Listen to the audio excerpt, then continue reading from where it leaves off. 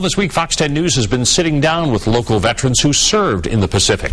Fox 10 News reporter John Rogers is in our studio with the final part of his series. John? Bob, today I sat down with a Marine who served in one of the deadliest battles in the Pacific, the Battle of Okinawa. Until recently, he was tight-lipped about his memories. Too painful to share. He kept them hidden for years. It's a story of fear, terror, and death. Stories that were all too common during that war, but stories that need to be told. Inside an old chest of drawers, hidden under forgotten papers and documents, lies a heroic symbol of Jim McClure's past. Wow, look at that. A Purple Heart, awarded to veterans who were wounded in battle. But it's a past he keeps buried. Do you love it? No. Don't mean that to me. I get to thinking about the thing and I go to crying. Really? Even now. I don't worry about it. It's all gone now. 65 years ago, McClure served in the 6th Marine Division. That's me. That's me walking across that bridge. And took part in the last major battle of World War II, the Battle of Okinawa. The island is just south of Japan. The Imperial forces used it to refuel kamikaze planes. So from April to June 1945, the Americans battled to take it over, to prepare for an invasion of Japan. They were vicious. They were fighting for their life. They were highly trained. They were young. They were just like I was. They were young. And heck, me, I wasn't scared. It didn't worry me none. I figured I'd go on anyhow. I never figured I'd see this United States no more. The battle was 82 days of sheer terror. McClure delivered ammunition to fellow Marines and fought along with them. Once, while in a foxhole, the Japanese fired a small rocket at him. I think it comes off out of wobbling, and it's squealing, making an awful racket. And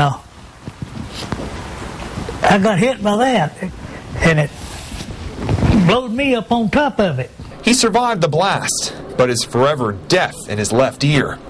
On one mission, McClure was sent to scout some Japanese with some fellow Marines, and one will always stick with him. A boy named Johnny Batista. The group started walking up the hill when they were spotted. One of their comrades was gunned down. And I dove up under them bushes, and Johnny dove up under the ones up in front of me. Well, let's just lay low. We ain't no need trying to go back tonight. We'll go back in the morning. And that night they come out there hunting us. They knew they didn't send one man out by himself, so they sent them chaps up on that hill. He was hunting us. Well, they found Johnny. They caught him. They drug him out of there.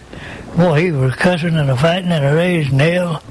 And I started to get up, open fire, but I was scared. I didn't know whether my rifle was any good or not.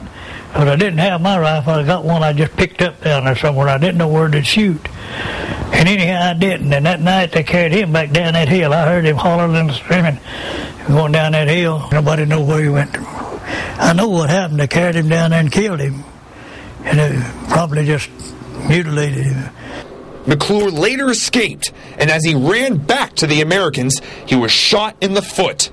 The injury earned him the Purple Heart. By the end of the battle, 12,000 Americans were killed or missing, and McClure nearly became one of them. I wasn't no hero. They had some heroes in there, but all of them got killed. That's an honor roll. So many of those men deserved to come home. They didn't get that chance, but McClure did. He doesn't consider himself a hero, but he was willing to sacrifice himself for his country. There has to be something heroic about that. McClure says after the Battle of Okinawa, his division was preparing to storm the beaches of Japan and prepare for an invasion. But after the U.S. dropped atomic bombs on Hiroshima and Nagasaki, the Japanese surrendered, and the invasion was called off. McClure says if the Americans did invade Japan, the casualties would have been enormous, and McClure feels certain he would have died.